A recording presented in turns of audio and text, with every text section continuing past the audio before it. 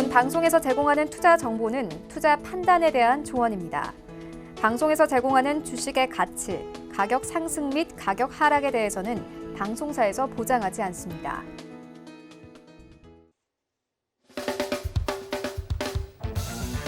안녕하세요. 수익을 말하다 이재한입니다. 이 시간에는 시장의 이면을 살펴보고 투자 전략을 세우는 시간입니다. 시장이 조정을 어느 정도 마무리하고 상당히 좋은 모습을 좀 보여주고 있습니다. 지난주 선물옵션 동시만기일 이후부터 외국인들의 수급이 급격히 좋아지고 있습니다. 지난주 선물옵션 동시만기일 전, 지난주 수요일이었죠. 시장의 마지막 급락 구간에 들어왔을 때 제가 가능하면 그날 반응을 하지 말라고 당부를 드렸습니다. 선물옵션 만기일 이후에 시장이 급격히 바뀔 수 있으니 그 마지막 구간에서 매도를 하지 말고 좀 버티라는 말씀을 좀 드렸는데요. 시장이 정말 하루 차인데 정말 많이 달라졌습니다. 미국 시장도 마찬가지고요. 1월 달 작년 연말부터 지금 연초까지 어떻게 보면 우리 시장 급등 이후에 상당히 두 달여 기간 동안 상당히 혹독한 조정을 좀 받았습니다. 특히 미국 장기 국채 금리의 가파른 상승에 따라서 유동성의 위기가 아니냐라는 부분이 불거지면서 시장이 상당히 급격히 위축되었는데요. 제가 지난주에도 말씀드렸고 지지난주에도 말씀을 드렸습니다. 상당히 왜곡된 부분이 있고 시장은 조정이지 절대 하락 전환할 수 있는 상황이 아니다라는 부분을 말씀을 좀 드렸고 역시 마찬가지지만 지금도 시장에 좀 등락이 나올 수는 있어도 어느 정도 이제 조정 구간이 좀 마무리가 되어 갑니다. 그러니까 시장이 이제 새로운 국면으로 좀 전환될 수 있는 시기인데 사실 마지막에 새로운 국면으로 전환되는 이 시기에 어떻게 보면 우리 개인 투자가분들은 가장 조정 기간보다 더 혹독한 시련을 겪을 수 있습니다. 그러니까 그런 부분들을 우리가 잘 생각을 하면서 지난 두 달간의 조정에 대한 대가를 지금부터 어떻게 받아낼 것인가라는 부분에 대해서 이전 조정 기간 때보다 오히려 더 고민을 많이 해야 되는 시기입니다. 그래야 항상 조정의 말미 상승 구간의 초입에서 항상 헷갈리지 않고 흔들리지 않고 또 물량을 뺏기지 않고 주도주를 잘 가져갈 수 있는 전략을 지금부터 같이 한번 세워보도록 하겠습니다. 먼저 이제 이 부분을 좀 짚어봐야 됩니다. 미국 국채 장기금리 상승의 영향이 갑자기 없어졌습니다. 왜 갑자기 없어졌을까요? 사실 어떻게 보면 미국 국채 장기금리는 지금도 그대로 어떻게 보면 상승폭을 좀 이어가고 있습니다. 지금도 국채금리, 10년물 금리가 1.6% 전후에서 크게 많이 달라지지는 않았습니다. 근데 왜 이렇게 시장은 갑자기 안정되었는가? 3월 달에, 지난주죠. 미국 국채 발행이 일부 이루어졌습니다. 10년물하고 30년물, 뉴스에서 다 보도돼서 보셨겠지만 어느 정도 흥행이 성공을 했고 생각보다는 수요가 좀 많이 나왔습니다. 제가 이제 지난주에 말씀드릴 때 장기 국채가 공급이 과잉되는 부분이 있기 때문에 사실 2월달, 1월달, 2월달 보면 어느 정도 흥행이 실패를 했습니다. 그래서 과연 지금 이제 대규모 발행을 앞두고 어떻게 이 부분을 흥행을 성공시킬 것인가, 자금을 국채를 통해서 조달을 해서 경기 부양 자금으로 쓸 것인가, 이 부분은 이제 중점적으로 말씀을 드렸는데 결국은 금리가 어느 정도 상승해야 되는 부분이 지금은 용인되고 어떻게 보면 인위적으로 유도된다라는 부분을 말씀을 좀 드렸습니다. 근데 많은 물량은 아니지만 지난주에 발행됐던 10년물과 30년물 장기 국채가 굉장히 흥행에 어느 정도 성공을 하면서 이 분위기가 이제 갑자기 싹 바뀌기 시작한 거죠.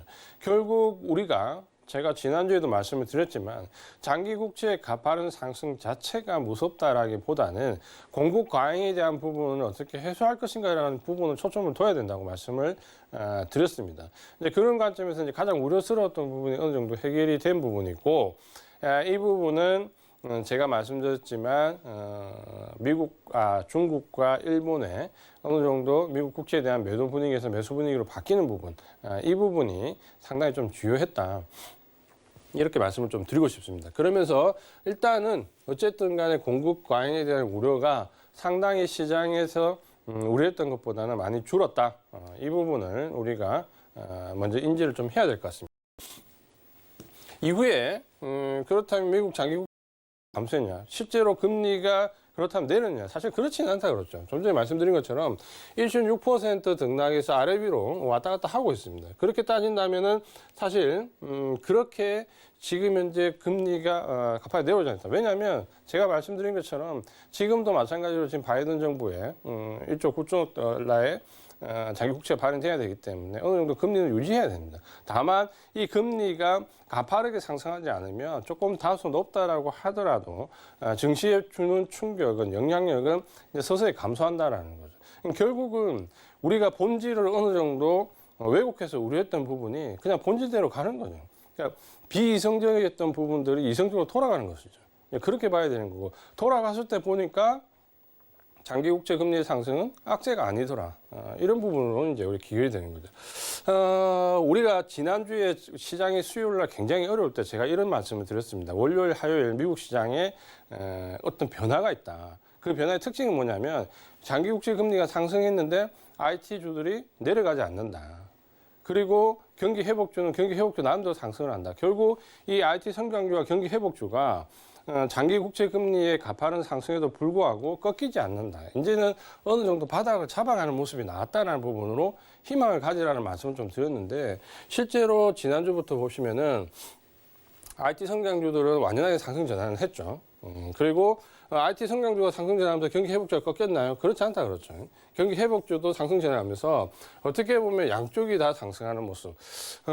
사실 우리 시장이 지난주에 왜 어려웠냐면 지난주까지 왜 어렵냐라고 본다면 어떻게 보면 미국 시장은 연말 연초 급등이 그렇게 크지 않았기 때문에 IT주가 올라가면 나스닥이 올라가면 다우가 조금 조정을 받더라도 좀 좋은 모습을 보였고 나스닥의 기술주가 조정을 상당히 받더라도 다우는 상승하는 그러니까 교차되는 모습을 좀 보였다 그렇죠. 미국 시장은. 그러면서 사실 어떻게 보면 전체적으로 보면 크게 시장에 충격을 주지 않았습니다. 근데 우리 시장은 어땠나요? 나스닥이 꺾이면 우리는 기술주도 하락하고 경기 회복주도 하락하고. 근데 대신에 다우가 올랐는데 그럼에도 불구하고 우리는 기술주도 하락하고 경기 회복주도 하락하고. 그러니까 우리 시장은 양쪽이 지금 다 어떻게 보면 양쪽 뺨을 다 맞는 경우를 지난 1, 2주간 당해왔던 거죠. 그러다 보니까 상당히 시장이 어려운 모습을 보일 수밖에 없었습니다. 그게 이제 미국 시장과 우리 시장이 어느 정도 차별화된 모습이었는데 이 부분이 시장이 좀 안정화되면 어떤 상황이 오냐면 우리는 양쪽 다 상승하는 모습이 나오는 거예요. 그게 지난주 선물옵션 동시만기일 이후부터 IT 성장주들도 상승을 하고 경기 회복 관련된 종목들도 순환매로 상승하는 그러니까 어떻게 보면 우리 시장이 이제 좀 더 좋은 모습이 나온 거죠. 이 부분이 하루아침에 선물옵션 동시만기일이라는 그 전후로 해서 달라졌다라는 거죠. 그러니까 그 부분이 지금 현재 가장 크게 시장에 영향을 주고 있다. 이렇게 좀 보시면 될 것 같고 그렇다면 미국 장기 국채 금리가 가파르게 상승해서 유동성의 위기가 오지 않을까. 특히 이 유동성이 그동안 작년에 크게 몰려있던 IT 섹터에 만약에 다른 쪽으로 유동성이 이동하면 IT 섹터가 몰락하지 않을까. 우리가 전통적으로 원래 생각했을 때 금리가 상승하면 가장 크게 타격을 입는 게 뭐 금리에 대한 수위는 역시 알고 있는 것처럼 뭐 은행이나 금융주들이고 타격을 입는다라고 얘기했을 때는 우리가 잘 알고 있는 것처럼 건설주가 가장 눈에 띈다 그랬죠. 건설주라든지 증권주라든지 그리고 최근에 이제 아직 성장주 얘기들도 불과 한 몇 년 전부터 이제 나오기 시작했죠. 전통적으로는 건설이나 증권 같은 섹터들이 상당히 타격을 받았다. 이렇게 본다면 지금은 점진적으로 국채 금리가 올라가는 거는 일단 상승에 대한 부분은 호재다 그렇죠. 우리가 우려하는 경기가 꺾이는 우려스러운 부분은 단기 국채 금리와 장기 국채 금리 역전 현상이다 그렇죠. 그 역전 현상에 반대로 얘기하면 장기 금리 상승이 호재로 받아들여야 된다. 그렇죠. 이거는 사실 당연한 부분입니다. 그러니까 이 부분이 역전됐을 때 단기와 장기 역전됐을 때 우리가 악재로 받아들이면 지금처럼 장기 국채 금리가 자연스럽게 상승한다면은 당연히 뭡니까? 경기 회복에 대한 결정적인 증거가 되는 거죠. 악재의 반대 상황이지 않습니까? 그러니까 이 부분이 호재가 되는 거죠, 호재. 그래서 우리가 지난 한 달 동안 너무 미국 국채 장기 금리에 얽매이다 보니까 계속 악재인데 지난주부터는 뭡니까? 장기 국채 금리가 내려가지 않아도 뭡니까? 경기 회복주도 올라가고 IT 성장주도 올라갑니다. 왜? 원래는 호재니까. 정상적인 패턴으로 돌아왔다 그러죠. 그러니까 시장이 과도한 우려감에서 뭡니까? 정상적인 패턴으로 돌아왔다. 그 과도한 우려감은 왜 나왔다? 결국에는 공급 과잉이라는 거죠. 그 자체가 지금 현재 그동안 제가 지난주에도 말씀드렸지만 수많은 외국 언론도 마찬가지고 이런 원인 저런 원인 여러 가지 얘기했지만 제가 거기에 일단은 너무 신경 쓰지 말고 이 부분은 공급 과잉이고 공급 강에서 수요를 유발해야 되고 수요를 유발하기 위해서 금리가 좀 올라줘야 되고 그래서 결국 국채가 흥행에 성공하면 이 부분은 마무리가 된다라고 말씀드렸잖아요. 지금은 지난주에 말씀드린 그 과정대로 지금 거의 다 가고 있다. 이렇게 이해를 하시면 되겠습니다. 결국에는 경기 회복에 대한 이제 결정적인 증거가 됐고 또 하나는 뭡니까? 생각했던 유동성이 그렇게 감소할 시점이 아니다는 거예요. 자, 이거는 사실 당연한 얘기입니다. 제가 계속해서 말씀드렸지만 8월에 이 미묘한 줄타기를 잘해야 된다는 표현을 제가 이 시간에 드렸는데 그 얘기는 뭐냐면 결국은 국채 금리를 상승시켜서 공급 강화해서 수요를 유발시켜야 되는 거고 또 한 가지는 연말 연초 너무 급등했던 증시를 조금 안정화시켜야 되는 거고 결국은 또 국채를 팔기 위해서 뭡니까? 중국이나 일본을 좀 압박을 해야 되는 거고 지금 그런 상황이잖아요. 그러니까 그거를 어느 한쪽이 절대 무너지지 않게 그 세 축이 한쪽으로 강하게 무너지지 않게 연준 의장인 파월이 미묘하게 줄타기를 하면서 얘기를 해야 된다라고 했는데 제가 봤을 때 어느 정도 성공적이었던 것 같고 그 이면에는 지금 현재 바이든 정부에는 뭡니까? 예전에 FRB 의장이었던 옐런이 있다 그러죠. 옐런이 어떤 인물입니까? 제가 계속 강조드렸지만 금융위기를 실질적으로 극복해 왔던 인물입니다. 그러니까 그 옐런이라는 하나의 큰 축과 연준의 파월이라는 이 두 축이 만나면서 뭡니까? 좀 속된 말로 하면 쿵짝이 잘 맞아 떨어진다는 거죠. 그러니까 필요한 부분들을 적절하게 통화정책이나 재정정책을 통해 가지고 원하는 방향으로 지금 끌고 가고 있다는 거죠. 어떻게 보면 사실 이런 거죠.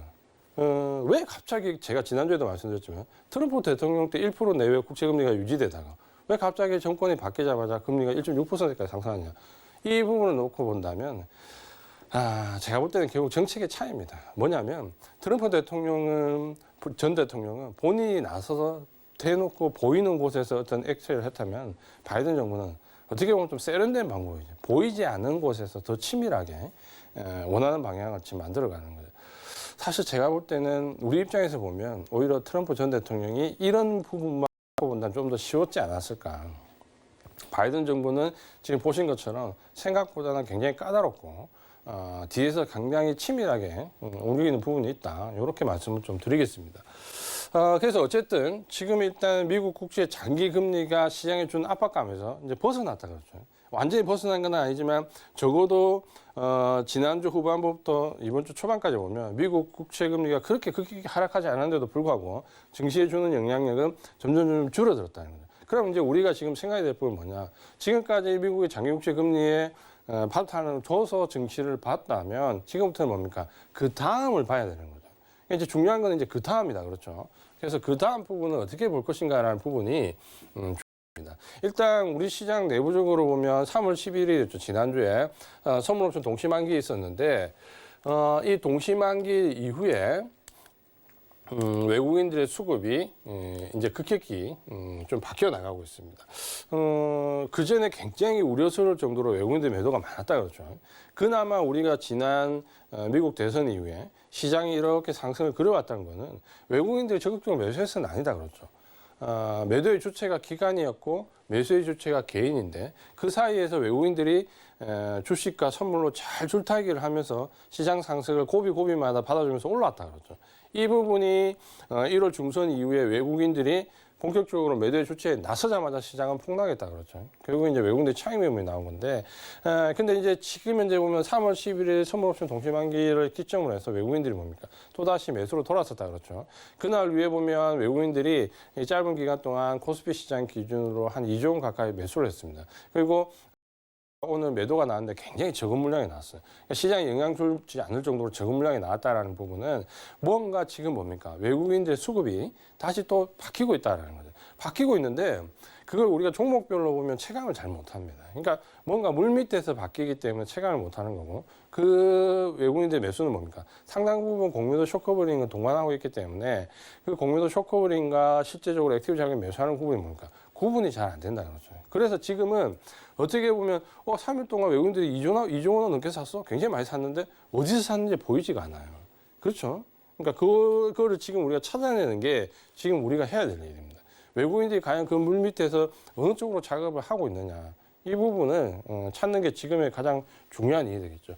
일단 종목을 한번 본다면 그러면 지금 최근 한 지난주 11일 이후에 순매수 기간에서 외국인들이 뭘 샀냐 보면 일단 삼성전자를 좀 샀습니다. 가장 많이 샀고 이 부분은 아무래도 이제 매도를 많이 했기 때문에 또 채워넣어야 될 겁니다. 특히 패시브 자금 쪽에서 아마 제가 봤을 때 채워넣어야 되는 부분이 있기 때문에 그렇게 인상적인 매수 물량은 아닙니다. 그래도 어쨌든 계속해서 매도해서 매수로 바뀌었다는 부분은 괜찮다 그러죠. LG화학은 역시 좀 샀는데 오늘 좀 꽤 많이 매도했습니다. 오늘 단기적인 이슈가 나오면서 폭스바겐 관련된 이슈가 나오면서 꽤 많이 매도했는데 이 부분은 매도가 어느 정도 이어질지 우리가 조금 관찰해 볼 필요가 있습니다.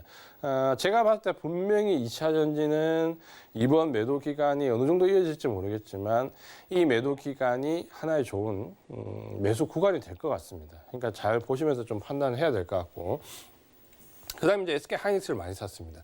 최근에 IT 종목들이 굉장히 안 좋다가 지난주부터 이제 급격히 좀 좋아지기 시작하는데 사실 SK 하이닉스 같은 경우는 대부분의 IT 종목들이 지금 1월 고점 이후에 지금 이만큼 내려와 있는데 사실 SK 하이닉스는 오히려 고점권에서 놀고 있습니다. 그래서 실제로 조정폭이 그렇게 크지 않았습니다. 그러니까 그만큼 반도체, 특히 메모리 반도체 D램 관련돼 있는 쪽에서 상당히 외국인들의 외집이 많이 들어와 있다 이렇게 좀 보셔야 될 것 같고 그러다 보니까 지금 현재 IT 우려스럽다, 경기 회복주로 가야 된다, 아니다, IT를 가야 된다 논란이 있지만 어쨌든 뭡니까? 반도체 관련 종목 SK 하이닉스는 오늘도 강하게 올랐다 그러죠. 앞으로도 계속 그럴 가능성이 크고 그러니까 그런 점에서 외국인들 수급을 좀 봐야 되고 어떻게 보면 작년 한 해는 삼성전자가 사실 SK 하이닉스보다는 조금 더 손쉬운 선택이었거든요. 근데 지금은 삼성전자를 놓고 본다면 오히려 SK 하이닉스가 올해는 조금 더 손쉬운 선택이 될 가능성이 높습니다. 그러니까 지금 당장에 D램과 관련돼 있는 부분도 그렇고 그다음 지금 현재 제가 봤을 때는 D램 다음에 이슈가 될 게 아마도 비메모리 반도체가 아니고 제가 봤을 때는 낸드 플래시가 이슈가 될 것 같습니다. 4월, 5월 넘어가면서. 그래서 낸드 플래시는 또 SK 하이닉스가 아시는 것처럼 인텔의 낸드 플래시를 인수했잖아요. 그러면서 지금 현재 글로벌 셰어 2위로 올랐었기 때문에 오히려 SK 하이닉스가 조금 더 주목을 받을 가능성이 크다. 그래서 우리가 작년 한 해는 삼성전자 수익을 많이 했는데 올해는 SK 하이닉스를 좀 보는 게 더 낫겠다. 이렇게 말씀을 드리겠고요. 그 다음에 이제 기아차도 지금 현재 매수가 좀 꽤 많이 들어오고 있습니다.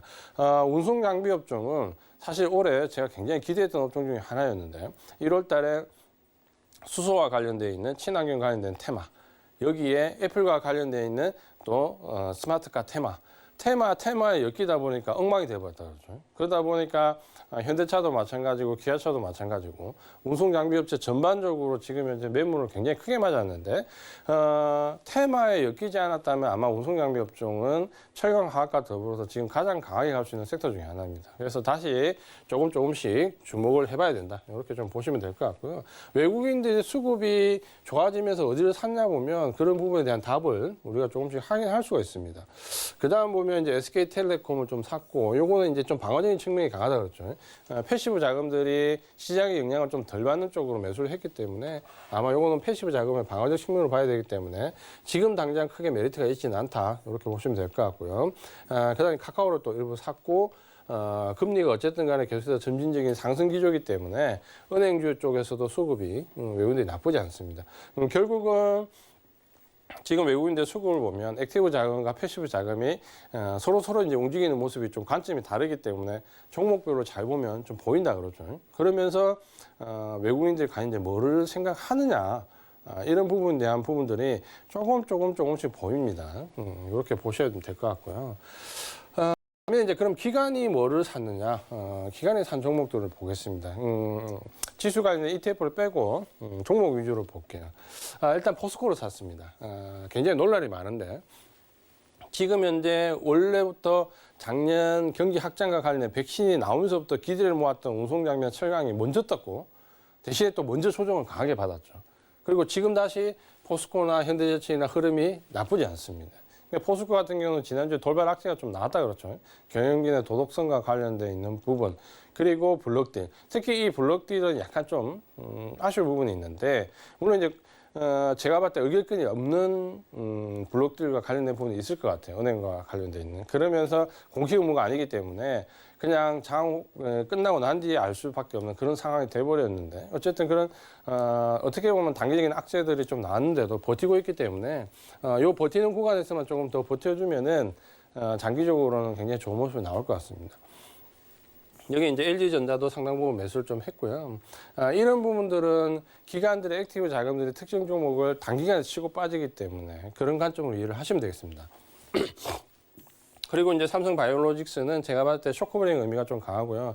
특히 지금 제약주에 일부 이제 관심을 가지시는 분들이 있습니다. 왜냐하면 제약주가 그동안 굉장히 많이 하락했거든요. 작년 백신이 등장한 이후부터 거의 뭐 급락을 했다라고 보시면 됩니다. 왜냐하면 그때부터 코로나19 관련된 종목도 무너졌고 치료제, 소모품, 그러다 최근에 진단키트와 관련된 쪽. 그러니까 어떻게 보면 제약과 관련된 이슈들, 그리고 여기다 플러스 뭐가 결정타였습니까? 최근에 나온 임상과 관련된 거짓 논란. 이 부분 이슈가 되면서 뭡니까? 제약주 전체가 내려앉았다 그랬죠. 그러다 보니까 지금 차트를 기술적인 분석을 좀 하시는 분들은 지금 보면 굉장히 제약주가 매력적인 구간에 들어와 있습니다. 왜냐하면 대부분의 차트들이 지금 이 바닥권에 와 있거든요. 그래서 여기가 지금 차트로 보면 마치 이제 바닥인 것처럼 보이는데 여기가 바닥일지 아닐지는 아무도 모른다 그러죠. 제가 항상 강조하지만 차트가 위쪽에 올라와 있어서 고점이라 생각하고 차트가 밑에 내려와 있어서 바닥이라 생각하면 정말 어려운 투자를 하게 됩니다. 그러니까 그런 식의 매매는 단기적인 기술적 부분을 공부해서 저런 방법은 제가 봤을 때 초보자보다도 수익이 안 나옵니다. 그냥 초보자가 모르고 사는 게 더 수익이 높아요. 그러니까 이런 매매를 좀 지양해야 됩니다. 그래서 지금 현재 제약주 쪽으로 접근하는 거는 아직까지는 좀 시기상조다. 이렇게 말씀을 드리겠습니다. 그다음 이제 기관들이 뭘 샀나 또 보면 건설주 쪽 샀습니다. 특히 이 건설 쪽으로 최근에 기관들이 좀 많이 삽니다. 그러니까 굉장히 가격 메리트도 있고 이번에 또 어떻게 보면 원래 건설주가 경기 확장과 맞물리면서 상당히 올라갈 수 있는 위치에 있었는데 뭐에 결정타 맞는 거야. 이번에 금리 상승과 관련 부분에서 대부분 급락했다 그랬죠. 왜냐하면 건설주가 사실은 IT 성장주보다 금리가 가파르게 상승할 때 더 악재를 보는 업종으로 예전부터 전통적으로 부각됐던 종목입니다. 그러다 보니까 이번에 대부분 급락했거든요. 그럼 국채 금리가 좀 안정되면 건설주들은 뭐가 되겠습니까? 당연히 경기 회복과 맞물리면서 제가 볼 때 V자인 반등 나올 가능성이 굉장히 큽니다. 그래서 금리 상승 기간 동안에는 어쩔 수 없이 종목을 좀 줄여놔야 되겠지만 최근에 다시 이런 건설주들은 바닥권에서 잡아야 된다 그렇죠. 조금 상승했다 해도 왜? 결국에는 경기 회복 쪽으로 넘어가면 건설주들은 상당한 수혜를 받을 수 있고 플러스 최근에 워낙 저평가에 대부분 건설주가 PER이 5 내외인데 이번에 급락하면서 예를 든다면 현대산업개발은 PER이 뭐다? 2.5배밖에 안 됩니다. 상상할 수 없는 지금 가격적인 메리트가 있다 그렇죠. 그러다 보니까 건설주들도 일부 기간이 지금 닫고 있습니다. 그 다음에 호텔 신라 같은 경기 회복과 관련된 종목. BGT는 제가 봤을 때 이거는 쇼커브링과 일부 관련이 있다. 너무 따라가면 안 됩니다. 그럼 이제 LG화학은 오늘 급락을 했는데 이렇게 보셔야 됩니다. 뭐냐면 LG화학을 왜 외국인들이 많이 사냐는 질문을 굉장히 많이 받는데 많이 살 수밖에 없습니다. 누가? LG화학을 기존에 갖고 있는 외국인들이. 결국 LG화학이 인적 분할되면 가격이 어떻게 된다라는 부분은 다 보입니다. 결국 LG화학이 인적 분할되면 가격이 어떻게 될지는 누구나 다 보입니다. 다만 인적 분할 이슈가 나오기 전까지는 뭡니까? 지금까지 보유하고 있던 외국인들은 어떻게 하든지 가격을 유지하려고 할 겁니다. 본인들이 매도할 때까지는. 그러다 보니까 외국인들이 굉장히 많이 샀는데 오늘 우발적인 악재가 나오니까 어떻게 돼요? SK이노베이션이나 삼성 SDI에 비해서 뭡니까? LG화학이 확 빠져버립니다. 물론 똑같은 이슈를 맞았는데 왜 확 빠질까요? 그만큼 외국인들이 결국 뭡니까? LG화학에서 나가야 되는 물량들이 굉장히 많이 쌓여 있습니다. 그러니까 그런 부분을 좀 보신다면 LG화학에 대한 접근은 2차 전지 중에서 지금은 접근하시면 안 됩니다. 그러니까 상당히 조심해야 될 구간에 이미 들어와 있고 예전에 SK 바이오팜이 상장될 때 SK가 끝도 없이 오르다가 어떻게 됐는지를 보시면 똑같은 경우라고 생각을 하시면 됩니다. 그러니까 그 부분은 좀 생각을 잘 하시면 될 것 같습니다. 그렇다면 이제 우리 개인들은 뭘 샀을까? 인버스를 계속 샀던 부분은 제외하고 종목을 보겠습니다. SK이노베이션 싸 보인다 그렇죠. 굉장히 많이 내려왔잖아요. 2차 전지인데 끝도 없이 하락했습니다. 그러니까 LG화학과 관련되는 소송에서부터 시작해서 지금 끝도 없이 하락했고 또 최근에 뭐 오늘 폭스바겐 이슈까지 하면서 급락했기 때문에 굉장히 가격적인 메리트가 커 보인다. 조심하셔야 됩니다. 이거 2차 전지는 제가 계속해서 분석을 많이 해드렸는데 오늘 나왔던 이 이슈도 사실 제가 이전에 말씀드렸던 부분입니다. 그렇기 때문에 조심해야 된다라는 변수가 많기 때문에 조심해야 된다는 부분을 강조드렸던 부분인데 그렇게 본다면 지금 LG화학이나 SK이노베이션이나 삼성 SDI를 놓고 봤을 때 어느 쪽으로 가야 되는가는 사실 명확히 보입니다. 지금 오늘 파우치형이냐 각형이냐 해서 파우치형이 아닌 각형인 삼성 SDI가 덜 떨어졌고 거의 보합권에서 마감했는데 마찬가지로 지금 전고체에 관련된 부분은 이슈가 넘어간다. 물론 당장 아니고 제가 볼 때는 3, 4년 후인데 하더라도 지금 현재 전고체에 관련돼 있는 2차전지도 사실 어떻게 보면 삼성 SDI가 많이 앞서 있습니다. 일본의 파나소닉과 함께. 그런 점에서 본다면 LG화학과 SK이노베이션과 삼성 SDI 과연 내가 꼭 2차전지를 지금 구간에 사야 되겠다면 어느 종목을 사야 되는지는 어떻게 보면 사실 3살짜리 애도 알 수 있을 만큼 명확합니다. 그렇죠? 판단하시면 될 것 같고. 그 다음에 이제 네이버를 개인들은 계속 좀 접근을 하고 있고.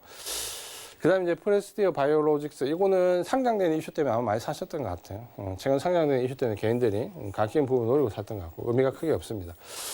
그 다음 종목을 보시면 롯데케미칼과 SK케미칼. 롯데케미칼은 지금 현재 정유학 쪽으로 좋다, 석유학 쪽으로 좋다라는 부분 때문에 좀 접근을 하신 것 같고, SK케미칼은 바이오와 역시 연관되어서 SK 바이오사이언스와 관련된 부분 때문에 접근을 하신 것 같고, SK도 역시 마찬가지고, 제가 이런 선택을 굉장히 좀 말리고 싶습니다. 왜냐하면 SK 바이오사이언스를 못 샀기 때문에 SK나 SK케미칼을 샀네. 이런 게 거의 실패할 확률이 굉장히 높습니다. 그렇죠? 왜냐하면 이 부분은 인적 분할, 물적 분할을 잘 공부를 해보시면 답이 나옵니다. 그 다음에 이제 셀트리온 사다가 많이 샀대. 결국에는 개인들은 뭐 어느 쪽을 많이 삽니까? 제약 쪽을 많이 산다 그렇죠? 왜냐하면 좀 전에 말씀드렸지만 제약 쪽이 뭡니까? 굉장히 먹음직스럽죠. 굉장히 많이 하락했기 때문에 차트를 보면 제약 쪽은 전부 다 바닥권에 있는 것처럼 보이기 때문에 저쪽으로 개인들이 많이 몰린다 그렇죠. 그럼 어떻게 해야 됩니까? 아, 제약은 좀 이따 사야 되겠다. 그렇다? 이렇게 생각이 된다 그렇죠. 역으로. 그렇게 보시면 될 것 같습니다. 그래서 지금 현재 그 종목의 변화를 좀 보시면은 지금처럼 기관이나 외국인이나 개인들은 각자 생각이 다 다릅니다. 그러니까 분명히 조정 기간에 들어와 있을 때 우리가 사고 싶었던 게 기관이나 외국인이나 개인들은 일치했습니다. 어떤 부분에서 일치했냐? 경기 회복과 관련되는 종목 쪽으로 사야 된다는 부분에서 대부분 조정 구간에서 치고받고 때 일치했는데 막상 조정이 어느 정도 마무리되고 상승 구간에 딱 들어가니까 사는 종목이 달라졌다. 이상하다 그렇죠. 분명히 우리가 조정 기간에 사고 싶은 거는 제가 방송에 나와서 계속 말씀드렸고 다른 여러 가지 유능하신 전문가분이나 언론에서도 이제 경기 회복 쪽으로 간다라고 실컷 얘기를 다 했는데 막상 시장이 상승하니까 사는 거는 다 다르다 그렇죠. 외국인들은 경기 회복 쪽으로 갔지만 개인들은 또 다른 곳으로 간다 그렇죠. 자, 이런 얘기들을 제가 평소에 노란톡에서 미리 말씀을 잘 드리고 있습니다. 그러니까 노란톡에 들어오셔서 미리 이런 부분들을 좀 확인하시면 조금 발빠른 대책을 하실 수 있고요. 특히 시장 상황에 대해서 좀 많이 궁금하신 분들은 이번 주 토요일 오후 3시에 온라인 강연회가 있습니다. 그쪽으로 유튜브에 혹은 샘플 홈페이지에 오셔가지고 토요일 강의에 참여하시면은 조금 더 세밀하게 시장을 제가 분석해 드리도록 하겠습니다. 자, 계속해서 말씀을 이어가면서 드리겠습니다. 그렇다면 지금 현재 시장은 수급이 좀 바뀌어가고 있고 그 바뀌는 과정에서 과연 시장 주체들이 어디서 사고 있는지 좀 살펴봤다 그렇죠. 그러면 구체적으로 지금 현재 금리가 인상된 금리 인상 여파가 좀 사라지면 그럼 시장의 이슈가 뭐가 될 건지 봐야 되잖아요. 그 이슈에 따라 가지고 투자 전략을 세워야 되는데 자 지금 제가 봤을 때 이제 이슈는 이쪽으로 넘어왔습니다. 뭐냐면 코로나19 백신에 이제 맞아 들어가기 시작하고 국가별로 좀 나뉘어 차 있고 우리는 좀 늦었지만 여러 가지 차이가 있지만 결국은 뭡니까? 결국에는 이제 시장이 주목하는 부분은 이겁니다. 이거 봉쇄 조치 해제 시점. 지금 현재 미국이나 유럽에서 일부 이제 미국 같으면 뭐 일부 주 단위로 봉쇄 조치가 조금씩 풀리는 부분이 나오잖아요. 이 봉쇄 조치가 해제가 되면 증시에 주는 영향이 조금 더 커집니다. 결국에는 우리가 경기 회복에 대한 기대감 이렇게 얘기를 하지만 실제로 봉쇄 조치가 해제되면서 소비가 활발해지거나 혹은 기초적인 생산적 부분이 확대가 되면서 아마 정상적인 부분은 이제 돌아가는 개연성이 좀 높아지거든요. 그래서 제가 봤을 때 증시에 영향을 줄 수 있는 기대감은 이미 증시에 많이 반영이 되어 있고 그렇다면 실제적으로 증시가 반응해서 상승 쪽으로 가는 거는 바로 이게 될 겁니다. 영국이 봉쇄 조치를 해제했습니다. 미국의 텍사스주가 봉쇄 조치를 풀었습니다. 우리나라가 사회적 거리두기를 완화했습니다. 혹은 사회적 거리두기를 폐지했습니다. 이런 게 나올 때 이제 뭡니까? 증시가 경기 회복 쪽으로 레벨업 점프 이렇게 들어갈 수 있다는 거죠. 그래서 이 부분에 이제 신경을 우리가 조금 써야 될 것 같고 그렇게 본다면 결국 어디로 갈 건지라는 부분은 어떻게 보면 좀 명확하게 나온다 그렇죠. 그래서 미국 시장은 제가 봤을 때 이제 금리 상승에 대한 가파른 영향에서 벗어나면 어디에 주목할 거냐? 미국은 당연히 경제 지표입니다. 그러니까 지금부터는 경제 지표가 어떻게 나오냐에 따라 가지고 미국 시장은 단기적인 등락이 갈립니다. 그 중에서 특히 중요한 게 고용 지표고요. 지금도 어떻게 보면 지난주에 시장이 안정화되는데 고용 지표가 큰 역할을 했습니다. 그러니까 지금 현재 절대적인 수치로 고용 지표가 좋은 건 아니지만 예상치보다는 계속해서 지난주, 지지난주 좋게 나왔기 때문에 시장의 마지막 안전판 역할을 이게 지금 하고 있다는 거죠. 그러니까 지금은 절대적 수치는 사실 높은 편인데 예상치보다 좀 낮았다. 예상치 범위 내로 들어왔다는데 이게 절대적 수치가 이제 낮아지기 시작할 겁니다. 특히 지금 바이든 정부에서 시행했던 대규모 경기 부양책에서 직접적으로 현금을 지급하는 부분과 어느 정도 고용을 촉진시키기 위해서 진행됐던 부분들이 아마 이제 다음 주, 다다음 주에 어느 정도 지표에 영향을 주기 시작하면 절대적 수치가 내려가는 부분이 나올 건데 이때 미국 시장이 뭡니까? 증시가 좀 가파르게 상승률이 지금은 좀 완만하게 올라간다면 이때부터 좀 가파르게 올라갈 수 있습니다. 그러니까 이 부분이 중요할 거고 그다음 한 가지는 역시 소비 지표입니다. 특히 지금 아신 것처럼 이번에 1조 9천억 달러의 미국 경기 부양책에는 뭐 성인당 1,400불 현금 지급부터 까지 안들이 있습니다. 특히 직접적으로 소비를 할 수 있는 돈을 지불하기 때문에 아마 소비 지표는 제가 봤을 때 가장 빠르게 좋아질 가능성이 상당히 높습니다. 그러니까 이 부분이 미국 시장은 지금부터는 좀 더 어떤 유동성에 대한 부분이나 좀 거시적인 부분에서 좀 더 미시적으로 세부적인 부분으로 들어오면서 증시가 거기에 반응을 하고 그러면서 상승 쪽으로 완연하게 올라가는 그런 모습이 나올 수 있다. 이렇게 좀 보시면 됩니다. 그다음 이제 제가 좀 최근에 노란통에서 말씀드릴 때 뭐냐면 항상 중국 시장 개장하면 홍콩 시장 개장하면 중국 시장 흐름 보고 이런 표현을 최근에 좀 많이 썼습니다. 왜 많이 썼냐면 이렇게 보시면 됩니다. 지금 미국이 장기 국제 금리가 가파르게 상승하면서 미국 시장이 내렸나요? 안 내렸다 그렇죠. 장기 국제 금리가 상승하면서 우려스럽다, 힘들다 했는데 미국 시장은 올랐다 그랬죠. 그러면 어디가 내렸습니까? 우리 시장 내렸죠. 그러면 전 세계 글로벌 증시에서 미국 장기 국채 금리가 가파르게 상승하면서 가장 많이 떨어진 증시가 어딜까요? 네, 중국입니다. 역시 제가 우리 시청자분들 똑똑하시니까 다 아신다고 그랬죠. 결국에는 미국의 장기 국채 금리에 대한 우려감은 나왔는데 결국 거기에 반응해서 증시가 폭락한 건 중국입니다. 중국 시장이 굉장히 잘 올라가다가 저 금리 영향을 받으면서 뭡니까? 수직 낙하였죠. 우리 시장도 굉장히 어려웠는데 사실 중국 시장은 거의 그냥 수직 낙하였습니다. 그러면 결국에는 저 장기 국채 금리 상승의 영향을 누가 다 받았다? 중국이 다 받았다. 제가 그 이유는 지난주에 설명해 드렸죠. 왜? 결국 금리가 상승하면 방만하게 부실하게 운영했던 경제 구조를 가지고 있는 어떻게 보면 쪽이 가장 큰 타격을 입는데 중국은 제가 말씀드린 것처럼 공기업과 특히 지방정부 이 두 주체가 상당히 방만하게 저금리 기조에서 경제를 운영해 왔다. 미국 금리가 가파르게 올라오면서 금리가 갑자기 경색이 되니까 뭡니까? 여기가 발등에 불이 떨어졌다. 그래서 갑자기 중국이 긴축이라는 얘기가 나온 거죠. 중국이 긴축이 그냥 나온 게 아니죠. 그러다 보니까 어때요? 금리의 상승은 미국 국채 금리 상승인데 증시의 폭락은 어디에 왔다? 중국에 왔다. 그러면 우리가 이 시장이 회복되려면 어디가 회복되는가를 가장 먼저 봐야 됩니까? 중국이죠. 그래서 계속해서 최근에는 중국 증시를 보는 이유가 거기에 있는 거죠. 만약에 중국 증시가 수직 낙하한 이후에 저점을 잡아서 올라가면 미국 국채 금리 상승 영향은 이제 완전히 벗어났다라고 볼 수 있는 거죠. 근데 미국이 어느 정도 그 부분을 용인한데 불구하고 중국 증시가 이렇게 가면 조금 더 단기간에 등락은 나올 수 있습니다. 그래서 지금은 중국 쪽 관련된 부분을 봐야 되는데 최근에 이제 중국이 전인지를 하면서 중국은 지금 두 마리를 지금 정리를 해야 됩니다. 그러니까 지방 정부와 공급이 갖고 있는 부실을 긴축으로 좀 눌러야 되는데 사실 이거는 마이너입니다. 그러니까 미국 국채 금리가 좀 안정화되면 이 부분은 어쨌든 표면적으로 덮어둘 수 있습니다. 그보다 더 중요한 게 뭡니까? 전인대에서 밝혔다시피 뭡니까? 이겁니다. 지금 중국은 여기에 팔을 걸고 있습니다. 그러니까 결국에는 경기 부양책이 중국은 소비 진작 쪽으로 갑니다. 왜냐하면 결국은 코로나19 극복을 가장 먼저 했다라고 중국이 얘기를 하고 있고 실제로 또 한자는 제일 어느 정도 제일 먼저 컨트롤을 하지 않았습니까? 예.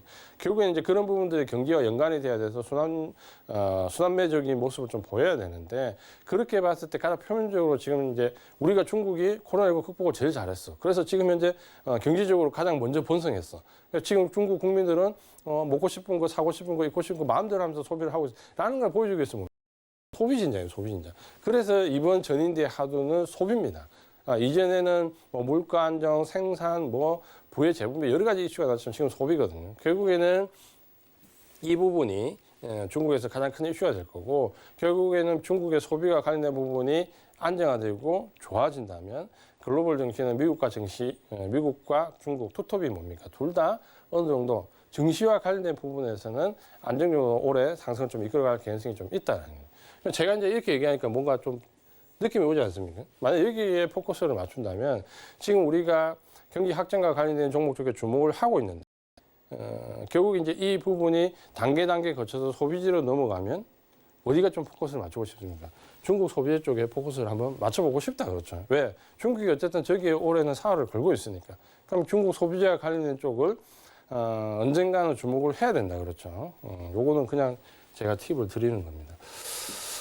그래서 그다음에 이제 투자 전략을 세워야 되는데 투자 전략을 어떻게 세우냐? 지금 여러 가지 얘기가 나옵니다.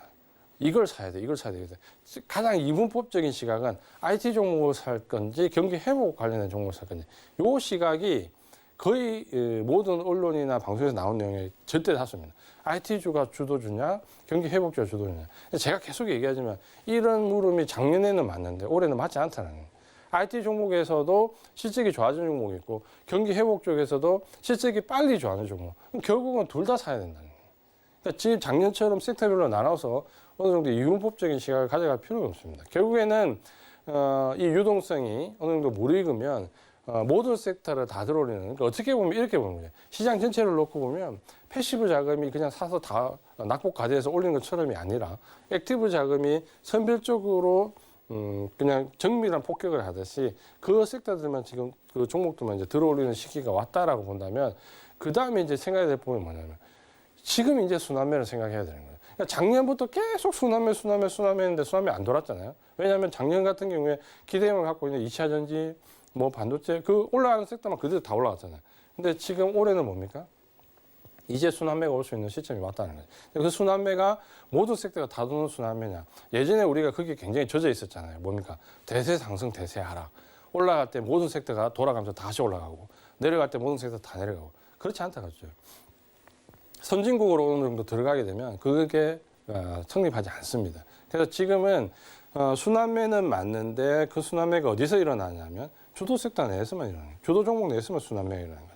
근데 거기를 지금 이제 헷갈리면 이분법으로 놓지 말자는 것과 함께 그다음 경기 회복과 관련해서 요거를 오늘 잠깐 정리를 해드리겠습니다. 뭐냐면 경기 회복이 지금 현재 온다면 이제 이슈가 이쪽으로 넘어갔잖아요. 그럼 첫 번째는 뭡니까? 첫 번째는 경기의 기초 섹터입니다. 그러니까 경기가 회복되기 위해서 뭔가를 생산하고 뭔가를 활발하게 하기 위해서 기본이 되는 거 있잖아요. 그게 일단 기초 섹터들이 먼저 올라갈 것이고 그게 올라가고 나면 그다음에 이제 확장 섹터들이 나옵니다. 그러니까 요걸 바탕으로 해서 요게 만들어지겠죠. 요게 확장 섹터들이 나오고 요 확장 섹터들이 올라가면서 뭡니까? 그러면 일종의 생산이 지금 증가하는 거죠. 생산이 그다음에 이제 뭡니까? 소비 섹터 쪽으로 가는 거죠. 원래는 좀 바로 갈 수 있는데 유동성이 이제 지금 그렇게 안 된다 그렇죠. 그래서 그 다음에 소비 섹터 쪽으로 갈 것이고 그 다음에 IT 레벨업이 되는 그러니까 개별적으로 경기 회복과 관련이 있든 없든 일단 섹터 자체가 공급보다 수요가 훨씬 커서 섹터 자체가 레벨업 되는 쪽은 계속 올라가는. 결국에 올 한 해는 어떻게 됩니까? 요렇게 돌아가면서 계속 오를 거예요. 요렇게 돌아가면서. 요 구간은 요 도식을 일단 올해는 이해하는 게 첫 번째입니다. 그러니까 결국 이걸 사야 돼, 이걸 사야 되겠다. 의미가 없든. 왜냐하면 결국 이걸 먼저 사야 돼. 이거 사면 되죠. 그러니까 이거 안 올라가나요? 요게 쉬어갈 때 요게 올라가고, 요게 쉬어갈 때 요게 올라가고, 요게 쉬어갈 때 요게 올라가고. 그러니까 이런 식으로 순환매로 가기 때문에 뭘 사고 뭘 안 사고가 아니라 그냥 다 사야 됩니다. 그러니까 예배 자기 포트에 맞춰서 저 안에 거를 골고루 다 분배를 해놨다가 저 섹터 내에서 뭡니까? 보유하고 견뎌야 되는 거죠. 왜냐하면 여기가 올라갈 때 여기가 좀 쉬겠죠? 그럼 여기가 좀 쉴 때 여기가 또 올라가겠죠. 여기가 쉬면 여기가 올라가고. 이런 식으로 상호 보완적으로 봅니까? 결국에는 저 주도 섹터 내에 있는 종목들은 얼마나 잘 버티고 장기간 끌고 가느냐가 올해는 결정적인 수익률의 차이가 나온다. 지금부터는 요게 가장 중요한 부분입니다. 요 부분은 좀 이해를 하셔야 되고, 제가 종목을 말씀드리지는 않지만, 그렇다면 경기 회복 섹터, 기초 섹터는 그럼 뭘 의미하냐? 뻔하잖아요. 이건 제가 지난주에 말씀드렸죠. 뭐, 쌀과 같은 존재들. 철강, 운송 장비나 조선이나 뭡니까? 일단 기초가 철강이죠. 그 다음에 우리가 지금 알고 있는 많은 관련되어 있는 소비재, 화학재, 산업재, 뭡니까? 화학이죠. 그 다음에 건설이나 지금 현재 뭐 여러 가지 기차 사회 기반 사업이나 경기 부양책이나 뭡니까? 건설과 관련된 부분 마찬가지지만 뭡니까? 기계죠. 그러니까 이렇게 쌀과 같은 존재들이 있다 뭡니까? 그럼 가장 먼저 오르는 거죠. 그래서 지금 철강이 먼저 올랐고 화학이 먼저 올랐고 그래서 지금 최근에는 기계가 또 오르잖아요. 그럼 이 먼저 지금 올랐잖아요. 먼저 올랐으니까 먼저 조정 또 받겠죠. 그렇죠? 이 종목 조정관 버립니까? 아니죠. 순환매 관념으로 봤기 때문에 이 종목들 올라갈 때 뭡니까? 한번 상승 구간을 거치고 순환매에서 또 조정 거칠 때 또 상승 올라가고 요런 식으로 가기 때문에 들고 버텨야 되는 거죠. 그러니까 데포트에 넣어놓고 버텨야 된다 그렇죠. 저걸 못 버티면 다음 순환매 때 또 고점에서 사야 되고 다음 순환매 또 고점에서 사야 됩니다. 그러니까 결국에는 이 종목들을 넣고 일단 버텨야 되는 거죠. 그래서 경기 회복 기초 섹터는 철강이나 화학, 기계 같은 종목들을 얘기한다. 그렇게 보시면 될 것 같고요. 그다음 이제 확장 섹터를 봐야 되는데 확장 섹터 같은 경우에는 예를 들면 이런 거죠. 기본적인 기초 섹터를 가지고 그다음 나올 수 있는 게 뭡니까? 운송 장비 뭡니까? 우리가 잘 알고 있는 것처럼 자동차나 그다음에 조선이나 이런 운송 장비 관련된 쪽, 그 다음에 기계를 바탕으로 해서 또 나올 수 있는 뭐 건설이라든지 건자재라든지 이런 쪽에 관련된 부분이 확장되는 섹터겠죠. 그러니까 여기 지금 앞에 철강이나 기계, 화학이 오르고 그 다음에 이런 종목들이 또 올라갈 수 있겠다 그렇죠. 그러면 지금 철강, 기계, 화학, 철강과 화학이 먼저 올랐고 최근에 기계가 오르고 있고 그 다음에 뭡니까? 건설이 지금 현재 다시 올라가고 있죠. 그 다음에 뭡니까? 운송 장비도 굉장히 테마에 많이 엮였지만 좀 올라가겠다 그렇죠. 그러니까 이런 부분으로 봐야 될 것 같고 그래서 경기 회복 확장 섹터는 조선이나 자동차나 건설 이쪽으로 포커스를 맞춰서 보시면 될 것 같습니다. 그 다음에 이제 소비 섹터가 그 다음 자리에 들어올 건데 식음료가 굉장히 좋은 모습을 보였다가 최근에 조정을 좀 봤는데 역시 또 들어올 겁니다. 식음료 최근에는 롯데 칠성도 말씀드렸지만 하이트 진로 같은 종목들도 괜찮다 그렇죠. 식음료가 들어올 거고 유통도 마찬가지고 화장품도 마찬가지고 그다음 오늘 말씀드렸던 경기 민감도인데 여행이나 카지노 이런 섹터들이 또 그 다음에 오르겠죠. 그러면 순서상으로 지금 철강기계화 뭐 건설 운송장비 이쪽 그다음 이제 이쪽 소비 섹터에서 보시는데 제가 좀 전에 우리 증시에 반영될 수 있는 이슈를 말씀드렸어요. 뭘 말씀드렸습니까? 중국의 소비재는 올해 무조건 주목을 해야 된다 그랬죠. 그러면 그런 관점과 또 연관지어서 생각한다면 이쪽은 지금 하나 가지고 가야 된다 그랬죠. 지금 당장도 어쨌든 순환매 사이클에서 들어올 때마다 좀 상승을 할 것이고 저렇게 순환매적으로 상승을 해 가다가 어떻게 5월이나 6월 돼서 소비재 관련된 쪽이 확 뜨기 시작하면 뭡니까? 그때는 늦다 그렇죠. 이미 가지고 있어야 되니까 이런 거는 주목을 좀 해야 된다 그렇죠. 그러니까 지금 전체적인 증시에 영향을 주는 구도와 이 주도 섹터 내 순환매를 같이 생각을 잘 해야 된다 그렇죠. 교집합을 잘 만들어야 된다 그렇죠. 맞습니까? 이렇게 해서 소비 섹터까지 보시면 될 것 같습니다. 그 다음에 이제 이거와 별개로 IT 레벨업 섹터. 그러면 결국 경기 회복에 가서 IT 버리느냐. 제가 그 논란을 하지 마라 그랬잖아요. 사실 나누는 게 아무 의미가 없습니다. 결국 올해는 결국 유동성의 역시 유동성 장세가 무르익어가는 시기인데 결국 그 유동성은 선택적으로 어디에 들어오느냐. 작년처럼 그냥 기대감을 가지고 섹터별로 나눠서 들어오느냐. 바스켓 거래로 들어오거든요. 제가 볼 때 그렇지 않을 것 같아요. 올해는 철저하게 지금 당장 실적으로 근간이 되는 거예요. 그러니까 실적 베이스가 되는 종목들인데 그게 어느 섹터에 걸쳐있을 때 그걸 따지지 않는다는 거예요. 지금 SK 하이닉스 보세요. 차트를 보세요. HTS 열어서. 경기 민감주보다 차트가 안 좋습니까? 다른 종목들 다 꺾여 내려가 있다 해도 IT 종목들이 SK 하이닉스가 저 밑에 꺾여 내려가 있습니까? 그렇지 않다 그렇죠. 결국에는 IT 섹터 내라고 하더라도 섹터 자체가 레벨업이 되면서 실적이 굉장히 좋아진 종목들은 여전히 올해도 주도주로 갈 수 있다라는 거죠. 다만 IT 종목을 작년 같은 기대치로 가면 안 돼요. 무조건 섹터 자체로 보면 안 된다. 사실 작년에 그렇잖아요. 2차전지 섹터 내면 어땠습니까? 그냥 뭘 사도 다 올라가잖아요. 핵심주를 사면 한 4, 5배 올라가고 곁다리 종목을 사면 2, 3배 올라가요. 뭘 사도 결국 2, 3배는 올라갔다 그렇죠. 한두 배는 올라가잖아요. 근데 지금 올해는 잘못 선택하면 절대 수익이 안 난다는 거예요. 특히 제가 아까 반도체 관련된 부분 말씀드렸는데 굉장히 좋다는 건 인식이 되지만 부품이나 장비나 소재나 전방 산업을 놓고 본다면 전방 산업이 가장 좋고 그 다음에 부품, 그다음 소재, 장비는 생각만큼 그렇게 발주가 많이 나오지 않습니다. 지금 상장에서 경기가 확장된다 가지고 시설을 완전히 확장할 정도의 완전히 경기가 꼭지를 찍고 있는 그런 시기가 아니잖아요.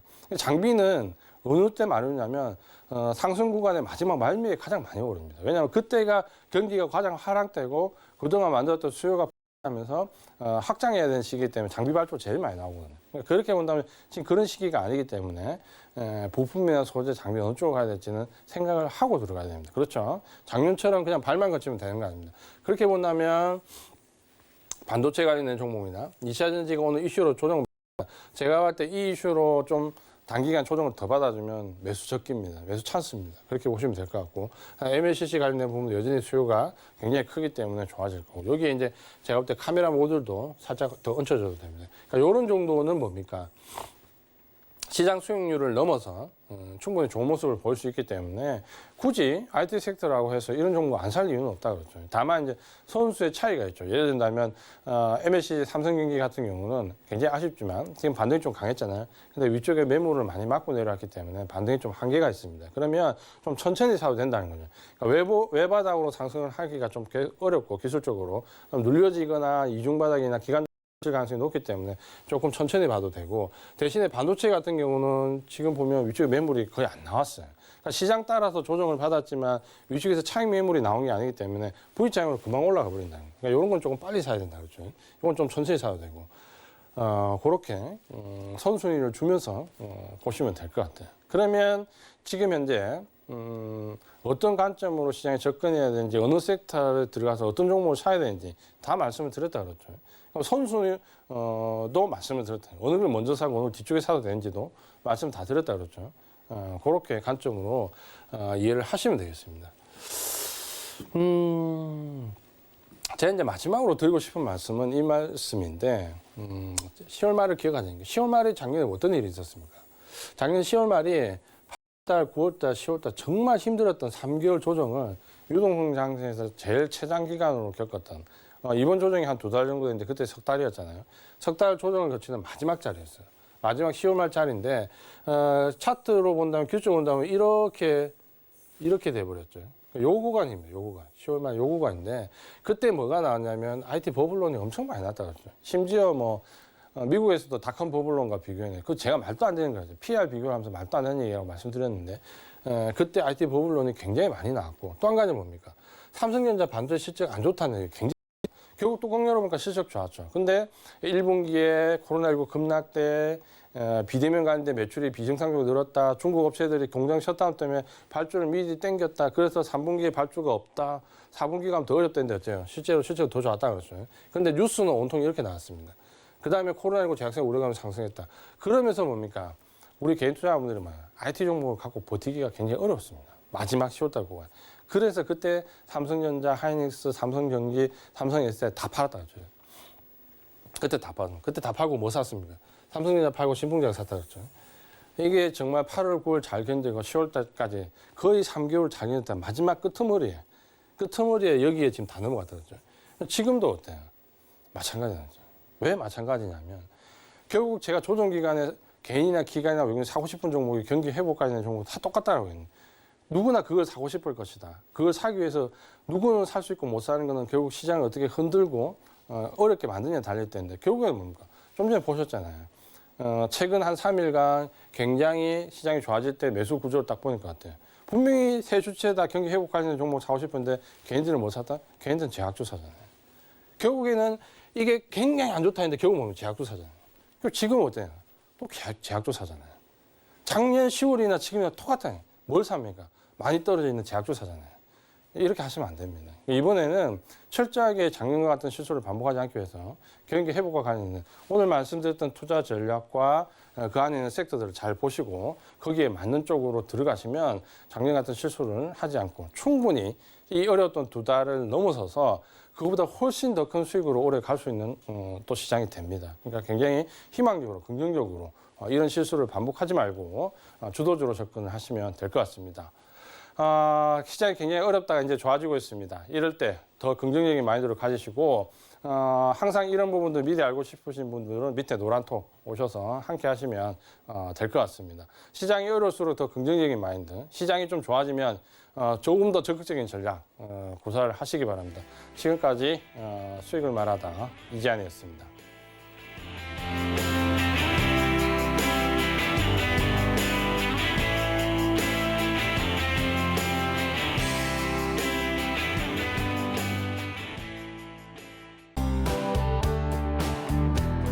본 방송에서 제공하는 투자 정보는 투자 판단에 대한 조언입니다.